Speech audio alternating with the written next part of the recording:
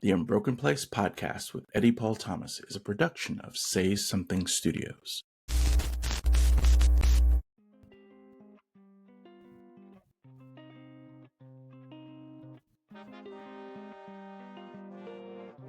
Hey everyone, welcome back to The Unbroken Place, where it begins and ends with empathy.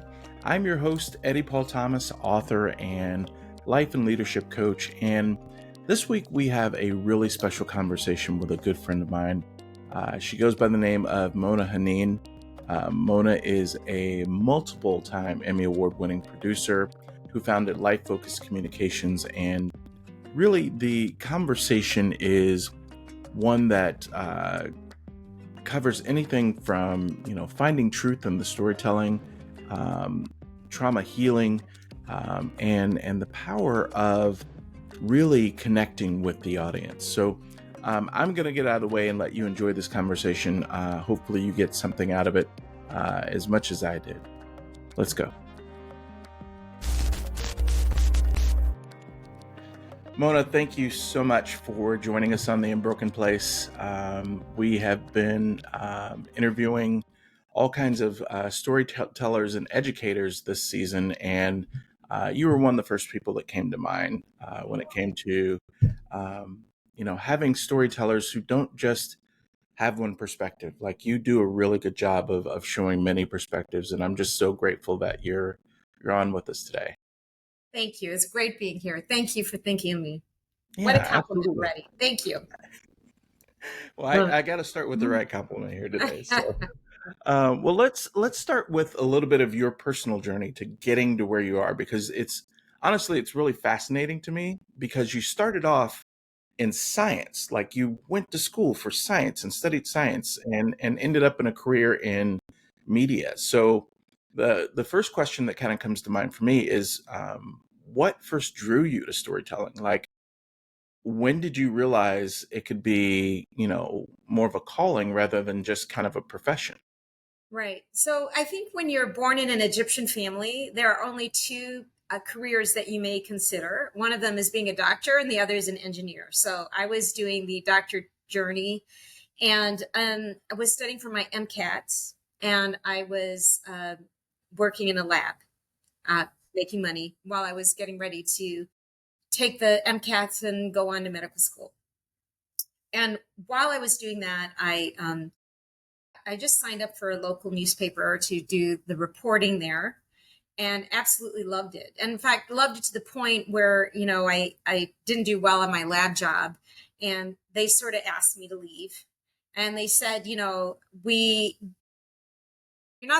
a much better writer than you are a scientist. And so, in fact, that made me think, why just go on and do that, And so I did. I left that journey and started writing for the local newspaper, and then decided to go on to school and took one course in television. I was going to be a print journalist. And I went my brain, I remember taking this course. I couldn't think straight. It was so exciting to me. And I remember, when I was in Chicago, walking on Lake Michigan, saying, Lord, I'm choosing a career in Chicago that is, I would be blessed, Lord, if you even get me one job, because this is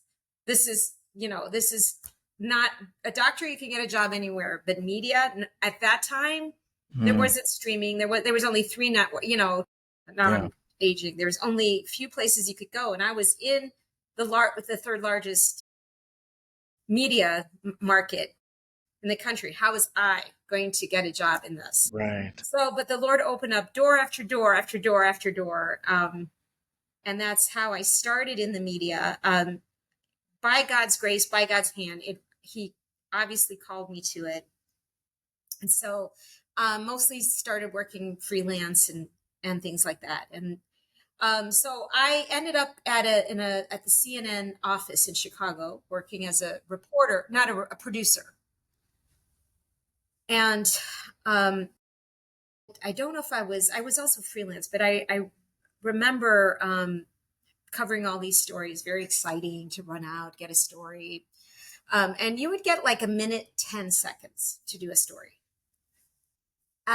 so you would, I would interview people, and I was so curious about, like, hey, you survived this fire, you survived a war, you survived, how did you do that? And almost all of them would say, I prayed. But and I would talk to them about that. But that's not what networks, they didn't send me out to get that story. But I always thought, wouldn't it be completely amazing if I could create a series to discuss that? What happens when you pray, or where does faith intersect with everyday life? I mean, and they weren't always faith people. They were in a war and they were scared and they prayed, or they were in Right. a fight and they prayed. Right. And guess what? Like, God answers that prayer every single time. Wouldn't that be awesome to create a series to do that? So I did leave, that lucrative CNN job, which, and said, I'm going to start my own ministry. And then, and so we were able as a team to be able, to raise funds to produce a series for PBS. We aired 4 seasons. It's called Life Focus. So I named my company Life Focus, and we did really well. Won many awards, reached 138 stations, 44 million viewers, with faith stories on PBS. And it launched my ministry and my career. I love that. I love that. It's so. Let me go back to one of your original statements. So when you were making that choice, there are some who, when they hear um, about storytelling, it could be either written storytelling or the visual medium. And I'm curious for you, when you were making that choice, what led you towards one or the other? Oh, right. I think and it was an adjustment. When you write for newspaper and then you have to adjust to tell, it's two different. I mean, I don't think I could even go back to writing for print again, because it's too different. Because it's active, it's immediate, it's, you don't have time for the detail. You only have time for major headlines. I really, it was just an exciting, that TV class was just so exciting. I can't even explain it, to the lights, camera, action, and it broadcasts, and it's gone like a flash, like a song, gone. Um, it was maybe a personality thing. I don't know. It was just, I felt so drawn to it, Yeah, to video, to telling stories on television. yeah. It's very interesting. Just the looking at kind of the how opposed they are. Like, so, for some people, when they read a book, it takes them to this other place, but then Right, they watch the movie of that book and they're like, right, I like the book better. But then right. when you look at kind of where we are in society today, Mhm. it's almost as if people don't have time to really unpack a book, or it may take them a lot Right, longer to read a book. So right, just give me that snippet, give me the minute and a half or a minute and 20 right, seconds or whatever, right. to help me, make as best a decision I can on what that is. So that's, And it could be a dangerous minute too. I mean, yeah, you have to leave out. yeah, You might leave out a lot. I mean, I went from a minute to producing half hour on faith, but it is a dangerous minute. I did experience what it's like to be in a newsroom with producers and reporters, and it's it's not balanced. I'm just going to tell you. I mean, that, not that anyone ever tries to be deceptive in any way. I would never say that, but you're in a newsroom with a bunch of other producers, and they tell you to go get a story, and you want your story to be used. That's how you get your next gig. So it's not always the best, well thought out. I mean, news is a little bit a joke, a little bit, because it's what gets. It's not. I mean, remember back in the day, you'd have the half hour news, and they would just read it, and it was thought out, and that's not news. And even if you look at your local news now, it's you're not getting news. You're getting, you know, we used to be trained, get both sides, think about it, get your sources, all that. That's not what it is. hmm So I think you're right about that. That minute is very dangerous because you do have to dig and get the truth. You Yeah. have to be careful. Well, and Um, the audience won't always rather go and search for the other side of that story. no, It's not, I trust this person in front of me. I'm going to listen to this side of the story and I'm going right. to move on. So yeah, When that makes sense. when I was in journalism, there was we had to abide by something called the fairness doctrine. And it was law. You had to get both sides of the story.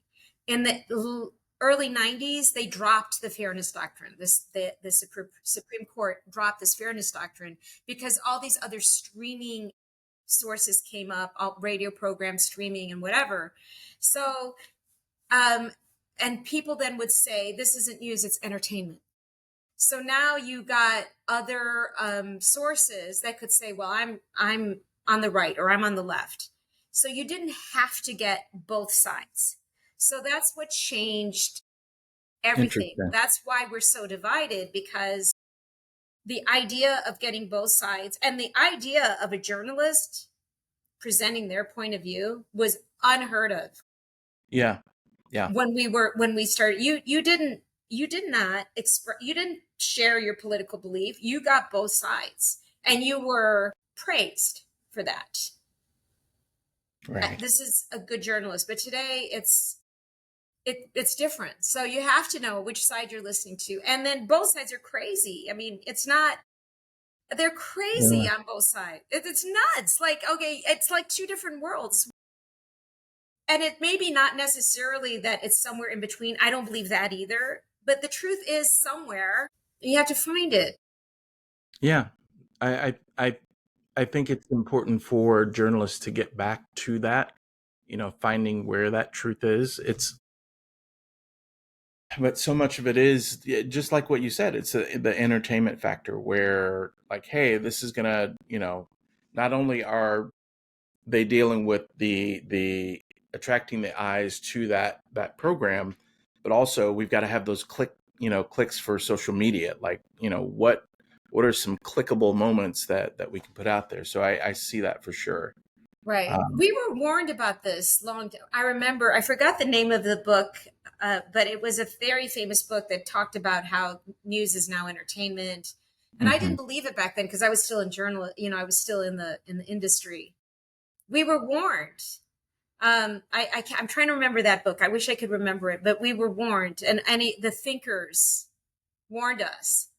And then, I mean, I guess the point of this whole thing is, if you're going to tell a story, um, you need to tell the truth, or to the best of to your ability, and it's very hard to do that nowadays. I mean, I'm glad I get to tell faith stories, but even at that, we take a lot of time and a lot of tender care because someone just gave you their story, so it's sacred. Jesus was very, very careful with people's stories, like the woman at the well. When he told stories, he was very careful because Mhm. that's someone's identity.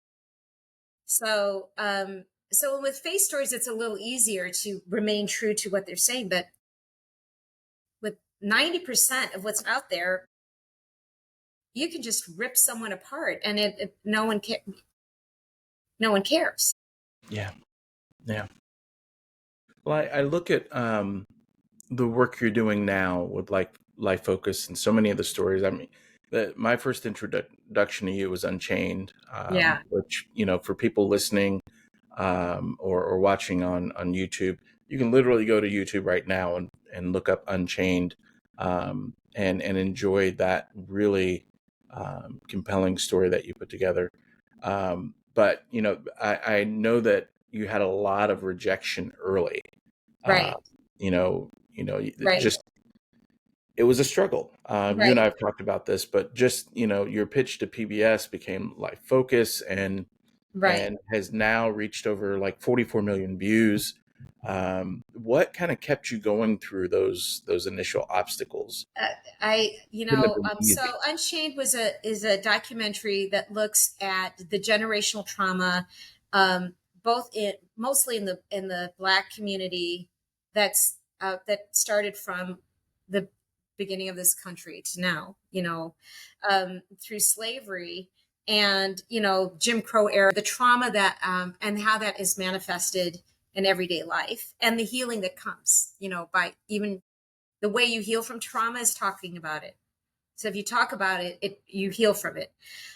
So I think that it was very difficult. It was supposed to air on a major network, and they rejected it because I can't even imagine why. Maybe they felt it was too political. So I did present it on PBS and on Christian stations after that, but PBS accepted it. But the networks were very afraid of it because, you know, and you would think that they wouldn't be, but they were. It Right. was it was rejected the day there was, what was the name of that football player that took a knee? Um, Oh, Kaepernick. yes, that was the day because there was so much, news. So that he took a knee, and that's Mhm. the day that the network called and said, we can't air your program. Wow. So, Wow. um, and it's a Christian program. I mean, it's really actually kind of harmless, which is what makes it so this interesting. It was actually a look from, and I stuck to my journalistic tradition of looking at both sides, looking at everything, but it was supposed to bring healing to people as they really try to understand the generational trauma that happens in the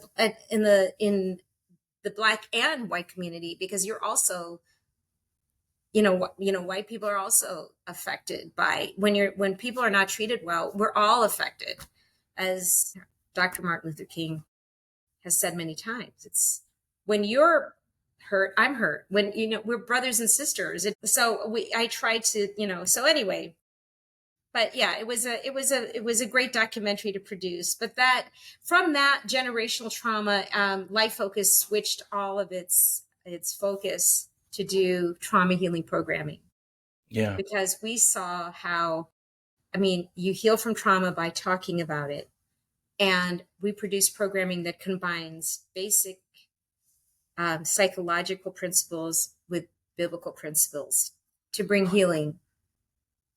And by the way, basic psychology principles um, are very, they're similar. They're similar to basic biblical principles. If you want to heal from trauma, you talk about it. If you want to bring healing, you go to the community. They're basic, how to listen, and how to Jesus listened to people who are traumatized. Yeah. And Yeah. so these programs that's where I headed now. From that, I do basically trauma healing programming. So with those types of stories that you're sharing about trauma and healing, how do you balance journalistic integrity with empathy and care for the individuals that you feature? Well, it's very easy because someone's story is someone's story. My goal is to present the people the way they want to be presented. And that's, without, even if it hurts. Hmm. So I mean, hopefully that's what you do as a journalist. You present people the way they intended, instead of trying to control the narrative. So a good example of that is, well, I mean, what we do now is these trauma. I do trauma healing programs for people around the world. Like, so our latest production that we just finished was a trauma healing series for women in the Middle East, and basically it airs on the internet on I don't think it's a secret internet, so I can't say, but Okay. I Sure. it's for That Muslims. that place over there. Yeah. Yeah, yes. So basically, what we do, we follow a formula that by the Trauma Healing Institute. We tell a real life story, which is basically well researched. Um, so in the Middle East, Uh, the number one trauma that women in the Middle East face, believe it or not, is marital abandonment. So we tell a story of a woman who got married and husband abandoned her in marriage, and then the women discuss it. Then we provide a biblical narrative. So for that one, we used Rachel and Leah, uh, who was abandoned by her husband, and she kept having babies to try to please her husband. Then we discuss that biblically. Where did God show up in that story? Well, at the very end, was it Leah? Which one had all the kids? She kept having babies to try to please her husband, and finally at the end, she said, "I'm going to please God now. I'm not trying to get all my love for my husband." And then we end with an original song in verse, original verse and song. So basically, that's what we're doing now. That is a 10-part series. It's airing in the Middle East to both Christians and Muslims for women, and we've reached like 5 million views. And then about 400 or 500 people reach out at the very end, both mostly Muslims, to know more about this God of the Bible. Yeah. So through trauma, you can present a biblical solution to that problem that people of all faiths can accept. Yeah. So that's what we're doing now. So my next series that we are going to be producing is, so I produced all these for the Middle East, and I had a network here in Chicago, the Chicago Cable, call me and say, "Can we use your trauma healing programs?" And I said, "They're all in Arabic. You can't, and she said, "But we need them here in Chicago." So she said, "Can we dub them?" Yes. Then she called me a week later and said, "Is there something wrong with your company?" I'm like, "What do you mean?" She said, "Well, you're located in Chicago and you're doing trauma healing for everyone else in the world. Do you not care about us in Chicago? Do you not care about our communities in Chicago?" And so I said, "I'm really sorry. You're probably absolutely right." So right now we plan on producing a trauma healing series for to address the trauma that inner city youth face in Chicago. Yeah. And so right now we're in the research phases of that. So, we always start with research. What are the traumas? You would be surprised when you do focus groups. You would think you're going to say, well, it's gun violence, or but only after you do the focus groups do you really know what do youth really face. It's probably, we don't know.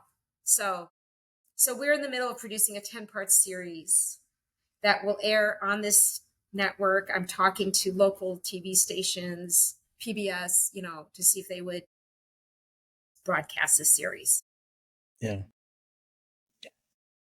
Wow, that's incredible. It almost goes to a conversation that I had earlier this year, where I was talking about an article I wrote, which is us not being meant to carry this much of a burden. The amount of information that we receive around the world can cause us to almost feel like we're stuck. Like, what's the point? I do something good here, the neighborhood next to me is going to have something crazy going on, and let alone, going out to what's going on in wars around the world, the starvation, the hunger, all of these different things. So it's I can see and understand the individual's point, like, hey, what about Chicago? Well, great, you have to bring that to my attention, and we can talk about Chicago, but understand that there's no way that no one person can, keep the world in mind and try and cover everything that's going on. It's you mentioned something about shared humanity earlier, and let's take it back to more of a macro level, in terms of looking at these seasons of division and fear and unrest. And I say seasons because it's more of extreme seasons of these things as opposed to everyday, because there is everyday hunger, war, famine, those things are going on. But as you look at these extreme seasons, what role do you think, or do you believe storytelling plays in helping people kind of reconnect their shared humanity? Well, I always tell people Jesus' number one way of reaching the masses was through stories. He told parables. He listened to people's stories, and he interpreted their stories. So, and and there are many reasons. Through a story, many people can see their own lives in a story. And it also, when you hear the story of, for example, let's say the Samaritan woman, how many women do feel like, I've been abandoned by so many men, or what's my purpose? I have to hide in the middle of the day, um, so you do feel abandoned, and so through that story, we see our story. And that is, again, trauma healing. Number one way to heal from trauma is by telling your story. And it really is that simple. I mean, I can't express it even more than that. If you want to heal from your trauma, find someone safe to tell your story. And it really, and I want to emphasize, find someone safe. Yeah, You don't yeah, want to tell someone that's going to gossip or even use it against you later. And we know people like that. We yeah. know we know people who take our Unfortunately, yeah, weaknesses. And so, ultimately you want to bring that pain to Christ because he's very safe. Ultimately. But if you're not, if you don't, not ready to come to Christ with your pain, find someone safe. So telling your story, not only for the person telling it, you relieve, you can find relief, but the person hearing it can also maybe relate. And especially if you put a story now on mass media, people can relate, will find some endpoint in that story. So there's nothing more powerful than telling a story, and many, everyone uses it. So it's really important to learn how to tell a story yeah. well. The Unbroken Place podcast will be back in just a moment. What if the clarity you've been searching for isn't out there, but already within you? I'm Eddie Paul Thomas, life and leadership coach. I work with purpose-driven people who are ready to lead boldly, live intentionally, and grow from the inside out. Whether you're at a crossroads or leveling up, coaching can help you move with confidence, wisdom, and impact. This is your time. Visit eddiepaulthomas.com to get started. What happens to us after we die? It may be the most universal and debated question in human history. No one can prove that heaven doesn't exist. Does it make sense that there might be a God who made this world that didn't come from nowhere and isn't going to end in nothing? Even scientists explore the question. I don't know what's really out there. From what people tell me, it's not something to be afraid of. He has put eternity into the hearts of people. A taste of eternity which we can't fully fathom. Faith leaders say life after death exists, but not all agree on the way we get there or what we will find. There's a review of the life, and at the end of that judgment process, the soul then goes on. The soul doesn't die when this body dies. The soul is eternal, no birth, no death. Through the lens of faith, science, and ancient wisdom, we search for heaven. It's what motivates us to be a good person and human, a good father, a good mother, a good friend and a neighbor. You can know that you have eternal life. You can know that you can spend eternity in heaven. Searching for Heaven, coming to an ABC station near you. Imagine a place where the untold stories of Black missionaries are amplified, honored, and celebrated. A place that bridges the legacy of the people of the way with the powerful missions work of today's African diaspora. Welcome to the Black Missions Museum, a digital project dedicated to preserving the voices, culture, and legacy of Black missionaries across the globe. But we need your help to bring this vision to life. Your support makes a difference. Join us in this mission by donating today. Just click the link in the show notes to give and be a part of history. Together, we can inspire future generations and keep the legacy alive. In today's fast-paced world, employers face a common challenge: employee stress and burnout. Keeping your team motivated and productive when their stress levels are high is a constant struggle. But there's a solution. Introducing Awaken Pittsburgh's Mindful Connections for Workplace Wellness series. Our program helps reduce stress and burnout, fostering healthier, happier workplaces. Transform your workplace culture and unleash your team's full potential with Awaken Pittsburgh. Reach out today for more information. In today's fast-moving world, thriving teams and ethical leadership are essential to business success. So how do entrepreneurs build spaces where people flourish while scaling up? At Elevate One Consulting, Dr. Erica Garcia-Thomas and Eddie Paul Thomas are helping organizations grow with purpose. Blending evidence-based strategies, interactive training, and dynamic speaking, they equip leaders to boost engagement, transform culture, and drive results. From executive advising to brand revitalization, Elevate One delivers solutions that help your business do more than survive. It thrives. Visit elevateoneconsulting.com to get started. Elevate One Consulting. Innovate, grow, elevate.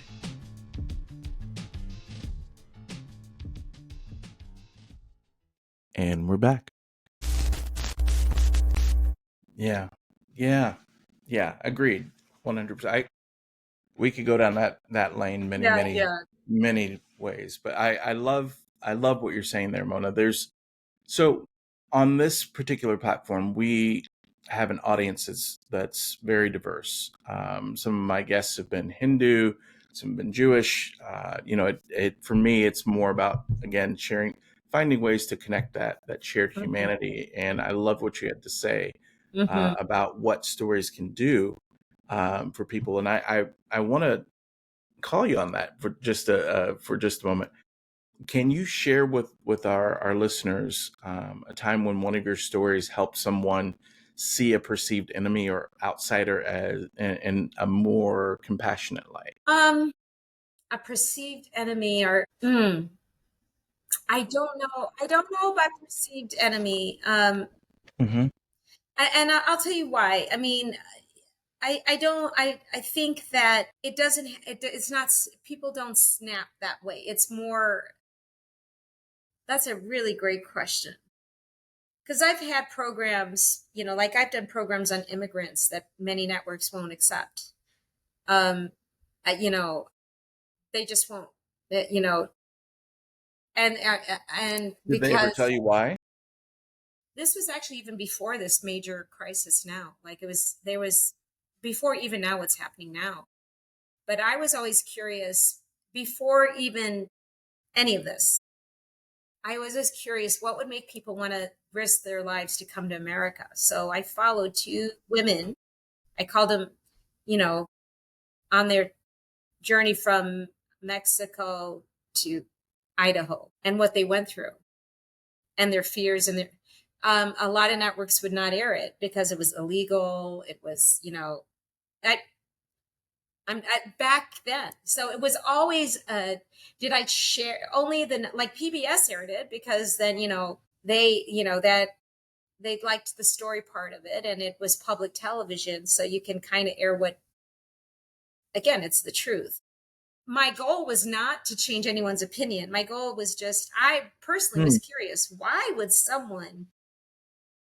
would you risk everything to go from there to here? And of course, it's for a better life, better living, better. I wasn't supporting illegal anything. I was concerned with the humanity of the story more than the politics of it. And then now I find out later that's a political issue. And it's funny, you know, like whatever, anything I guess could be a political issue. But did I change anyone's opinion? I don't think so, because the only way we will change our opinions is if you say, I could possibly be wrong. How many people say that? Mm-hmm. Yeah.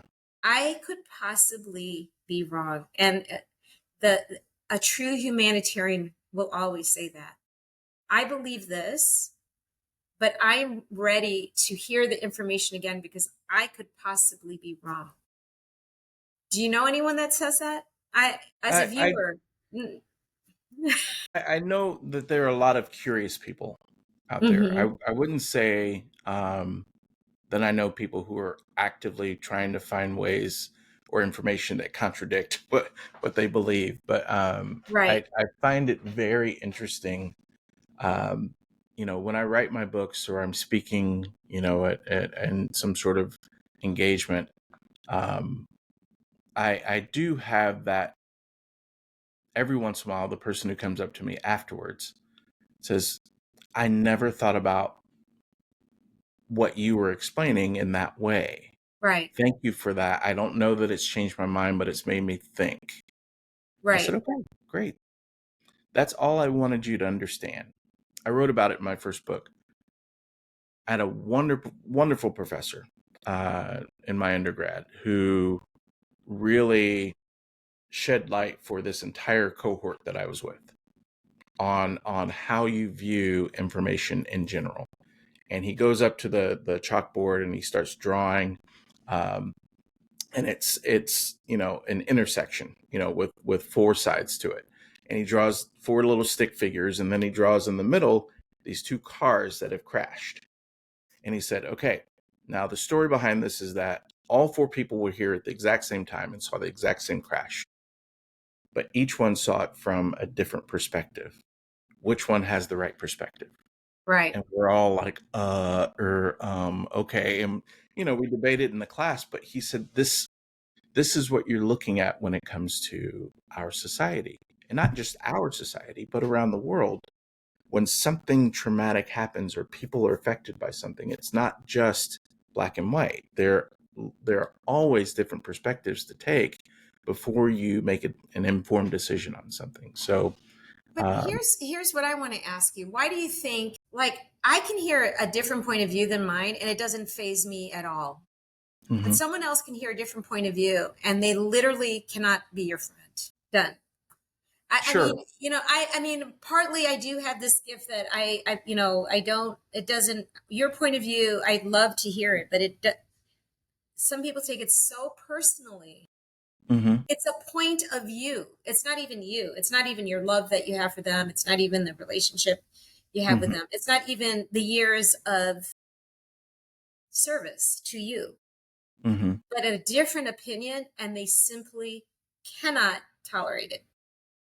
I think there's a lot of factors that go into that, Mona. When you look at an individual who has wrapped up their entire identity into something, and what you say goes counter to that, or puts that point of view in a bad light, it becomes hard to. If your goodness, what's the best word for this? If your pride is wrapped up in your point of view on something, then yeah, it's going to be hard. What was the James Baldwin quote when he said, "We can disagree and still love each other unless your disagreement is rooted in my oppression and denial of my humanity and right to exist." Some things today, like, they're so hyperbolic. Like, you know, you'll read an article headline, so and so trashed so and so, and then you realize, you know, you read the actual story. Well, they didn't trash them. They just had a difference of opinion, but it's set up to be the worst possible thing, you know, in society. So I don't know. I think there are a lot of ways that it can go. I don't understand why, if you understand that your point of view is harming someone, like legitimately harming someone, how do you continue to hold on to that view? How does a point of view harm anyone? It's a point of view. It's a thought. So that's kind of like That's a good question. it's not harming you at all. I think it's a point of view. It's not harming anyone. You harm someone when you are cutting them out. That harms them more than your point of view. Well, okay, so maybe it's a combination of the point of view and an action that occurs with that point of view, like in schools or in voting, or I could name a number of ways in which things are harmful to kids in school. If we're not allowed to read certain things, or we're told we have to, I don't know. I could go a number of ways in which decisions cause harm, but those decisions are based on a point of view, if that makes any sense. That does make any sense. But if you have a point of view, that's not a decision. That's just a point of That's view. fair. That's fair. It is. So it goes back to what you, and I love your word humanity. Someone that has a bad point of view is still a human, still has points of view that aren't harming people. Or not that a point of view harms anyone. I think I find that so just fascinating. I come from a family where we're split down the middle, Mm-hmm. 2 points of view. Yet we love each other so much that nothing will ever separate it. We laugh at each other. Oh, you think that? Oh, how could you be so dumb? You're so smart. Why are you thinking that? Ha ha ha. Let's eat. I have seen people say, well, if you think that way, I can't be your friend. I can't. I'm like, it's so it's so foreign to your idea of humanity. So they were your friend until they had a point of view that you then talk to them about their point of view. It's not harming anyone. A point of view doesn't harm anyone. I think you've hit on something, because it's different when it's family or friend, or you know what I mean, like someone that you're in relationship with, as opposed to someone who has a microphone or pulpit, or You're right. or has influence over That's others. exactly right. I think there's a huge difference there. But yeah, 1-to-1, I don't know that you can be a black man and live in Indiana, as I did for many years, and not find people who have a very different opinion about what's going on in the community around you. Right. I see that. I see that. So that. I see that. I had friends and coworkers that I disagreed with vehemently on things, but I didn't treat them any less human, if that makes sense. But that does make sense. They also didn't have a bully pulpit or influence over others. So yeah. Right. But you're right. I think what you're trying to say is that the way you think could shape the way you treat others. Yeah, true. Until the bullet, here's where I think, until the bullet rubber meets the road, or the bullet, whatever. You know what I'm saying? If someone is mistreating someone, I think they have to think, if you are if you are part of the humanity and you love people and you see that maybe your action has hurt someone else, I think just that would change the way you think. But to drop someone before you, let's take your thinking to its ultimate. I think it's really important that we lead people to the ultimate. If you think that way, then what's the next possible conclusion? Yeah. I think it's a wonderful concept, because for me, I told people many years ago, I've stopped debating. I don't debate, because the point of debating is to win. It's not to understand. It's not to solve the problem. Right. And so when you do that, when you have the posture of actively listening to someone, it certainly changes the type of conversation you have. I love that. I don't debate, because the idea is not to win. The idea is to understand and to love. That's really good. Thank you. I hope everybody heard that. That was Yeah, that's really good. yeah, I mean, if thank you. we would do that with each other, I think, it goes back to your, humanity. Why don't you just understand and love? And in love, you give the truth, give truth and love. Yeah. I think I like that. it's one of the things that has helped me with my clients.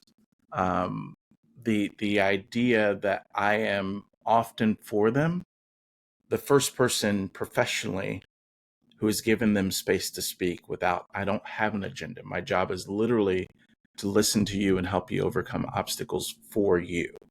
And you also have a very soft way. Like you do present yourself that way as I'm here. Let me listen to you. I mean, that would be a really great way for all of us to be. You have a soft way. I'm not here. I have my opinions, but I'm not here to push it on you. I'm here to understand you. I'm here to, I love that. You do have a very soft way about you. Thank you. You're Thank you. I welcome. appreciate that. Yeah. I think there's a perfect kind of pivot or transition to the next question I had for you, Mona, which was for you, like as the producer or storyteller, wherever you are in this role, how do you navigate the tension between telling hard truths and offering hope in your stories? Right. Well, I mean, when you are producing for, multiple faith groups, I mean, I do believe in what I was just saying that, for example, people might have a concept. I'm trying to think of a concept. Let's say spanking. Mm. Okay. Mm-hmm. We grew up, probably our generation grew up with spanking. You got to, spare the rod, not just, Now, does that person have a bad intention for their children? No, you really love your child and you really believe that this is the way to discipline. And I'm not speaking against spanking at all. Maybe some parents still spank, or that's fine. Your worldview is not, you're not out to harm your child. But nowadays, you might say, there might be more difficult. There are other ways to discipline your child that don't involve actually a violent act, or which could. You're not always going to spank the gentle way, like they tell you, oh, I love you, and this one. No one does that. No one does that. So you kind of have to show them the logic of what they're doing, and show them a new way.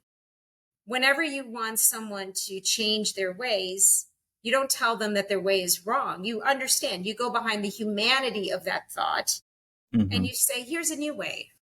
And here is why we believe this way offers light and hope. When you don't lay your hand on your child, then you are showing that they have bodily boundaries, which apply to other things. And you're taking more time to understand your child, and there's still discipline. That's harder, maybe. Like you will not, whatever, eat ice cream for a week or whatever. Yeah. So, you do that with any other worldview. Just because someone growing up in Indiana says, like, I don't want Black people in my community. Maybe that's what they would say. Okay, what happened? What was it that you experienced that would say that? You're right, that could happen, but there are other ways to address crime or disrespect or whatever it is that they experienced besides that worldview. Maybe that person has been through it. Maybe they come from a single family home. Maybe they were beat. Maybe they were, not that you should put up with bad behavior, but maybe instead of categorizing a whole community, maybe go deep, go into it. So that's what you try to do with each other. I think it goes back to our conversation. You know, if someone has a different thought, why don't you just address that thought instead of discarding that person and say, look, you know, I can see why you think that. But here's why it's harmful. Here's what it could lead to. Yeah. Yeah. Now, I'm not telling, you know, when my kids were really little, I did spank. And then as they got older, I realized there's better ways, you know, so I'm not saying spanking is wrong, but it is as one that used to spank. And, you know, as my kids grew older, I didn't. There's better ways. Yeah. Yeah.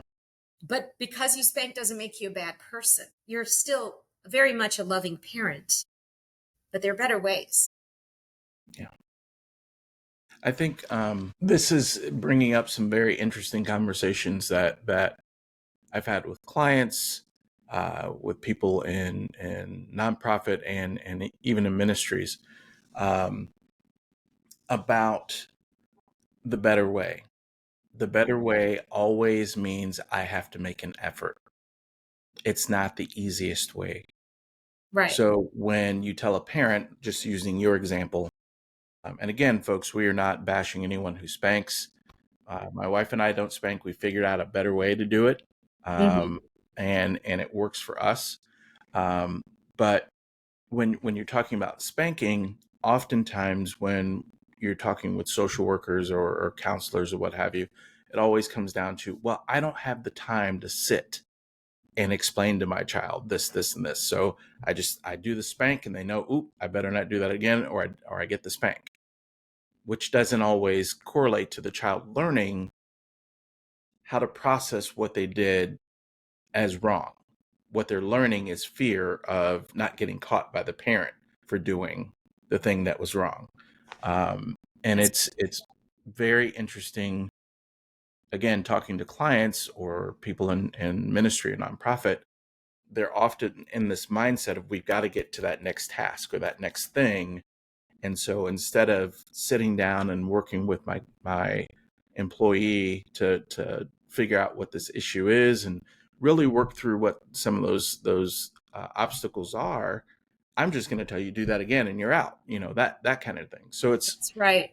And you lose a lot of really good employees through shortchanging the opportunity to help them grow and, quite frankly, help you grow in a skill. So yeah, I think you've nailed something there. I mean, I think like with any project, we do 1 million projects here. We have projects going all the time. With any project, I think the Lord or God cares more about the journey than the end product. I really do. It's how, you know, it's how we're relating together and how the impact that it has on each other. He, of course, cares about the end product, but the journey of getting there is quite important. How are you developing? How are you sharpening your coworker? How are they growing? Are they using their best talents? What are they learning? Where are we depending on God in this project? Where are we failing? The journey? And so if your mind is end product, which it should be, I'm not saying it shouldn't be, meet the deadline. But if it's only there, let's get there. You will do the employee spanking. Do this my way or else. Do this. Yeah. Blah, blah, blah.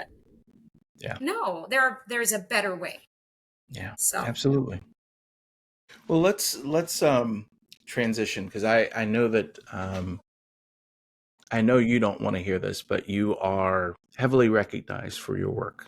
You've won several awards. Your organization has won, you know, a lot of nominations and some awards. Is there a particular film or story, even if it's not the final story, it's that journey that you're talking about? Is there like a journey for one of your projects that really kind of stands out as a defining moment in your career so far? Well, I'll tell you, right now we are finishing a project on eternity or heaven for ABC Network, and it was scheduled to air in May, and we finished it, had it all edited, and then at the last minute, ABC said, no, we want you to rework the whole thing, because we were concentrating on near-death experiences, and faith was, and they said, no, that's not for our network. We want you to concentrate more on faith. And so I had to go back and interview some, other faith leaders, but basically they wanted it like comparative theology of different faiths, Muslims, Christians, Catholics, Protestants, Jewish, and Hindu. Mm-hmm. So that's why, like the first time you got a hold of me, I was working on that, and then they canceled it, and now I'm working on it again. But I'll tell you, I am really humbled to interview different people of different faiths. And I guess did have an arrogance about my faith, Christianity, Protestant Christianity at that, Mm-hmm. that of course we're better. I mean, but you get really humbled when and this is like back to the humanity that when you sit across from a imam, for example, and what do you believe? What do you believe with a Jewish man? What do you believe with a Hindu? And yes, we have a completely different concept about eternity and how to get there. You are humbled by their heart and their passion and their love. And so I still will hold, I hope. So my challenge is, and one thing we like to do at Life Focus, we like to represent people the way they want to be represented. We hopefully and prayerfully, we're giving all views the respect they deserve, and the people that deserve the respect they deserve because of their passion and their willingness to trust a Protestant Christian with their story, with their beliefs. How what an honor. So I will never disrespect that. So that's my project that I'm working on now. It will air on ABC, and keep on my website to see when it will air in your area. And if you want to see it, it's called Searching for Eternity. And, if you want to see it on your local ABC network, just write your local ABC network and tell them, we want to see Searching for Eternity and they will air it. Outstanding. So, and then it will air on PBS afterwards.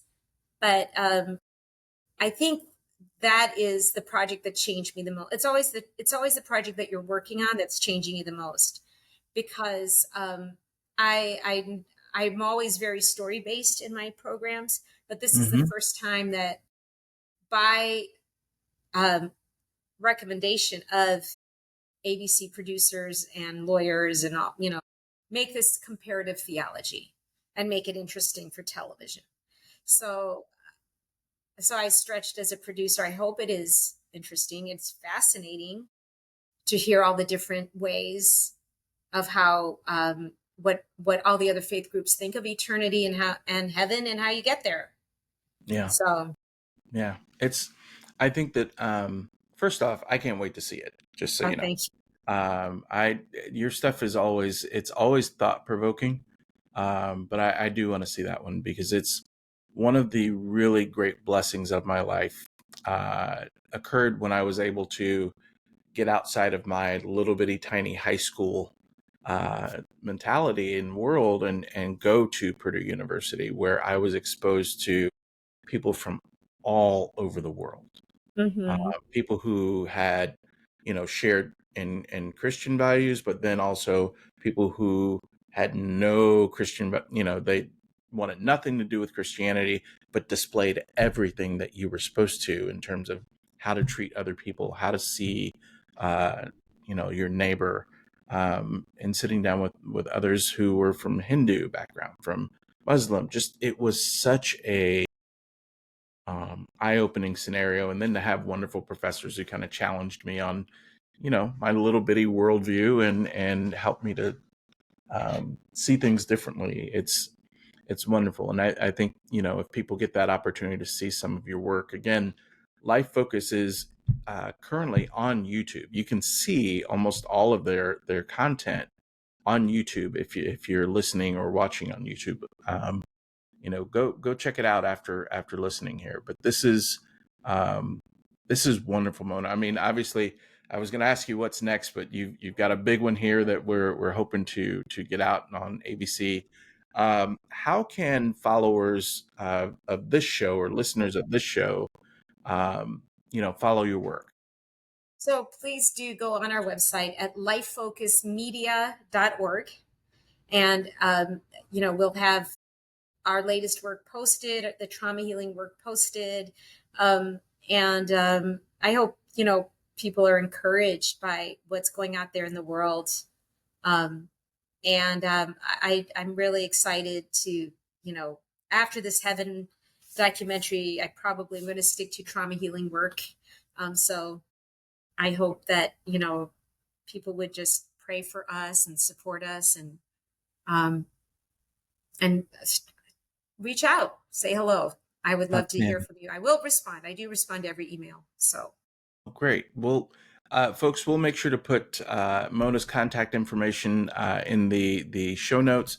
We'll also make sure to put a few links to a couple of her videos that we discussed today, so you can just take a look and see what we're talking about, because it's something that will certainly make you think, even if you don't agree with some of the viewpoints. It makes you pause, like, okay. So it's a healthy experience for everyone. So Mona, this has been amazing. Thank you so much. I'm so glad we were able to finally sit down and chop it up, my friend.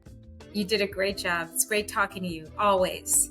Thank you. One of my favorite people, actually. So it's good to be with you. Awesome. The Unbroken Place podcast is presented by Elevate One Consulting. The show is produced by Say Something Studios. Learn more about both of these in the show notes. The show's music is performed by Kesta, Anthem of Rain, and Holzna Raps. Thank you for being a part of the Unbroken Place community. Look for an ongoing conversation on TikTok, YouTube, and LinkedIn. You can also find some helpful resources at eddiepaulthomas.com. And make sure to sign up for our newsletter called OK on Second Thought on LinkedIn. Until next time, one love.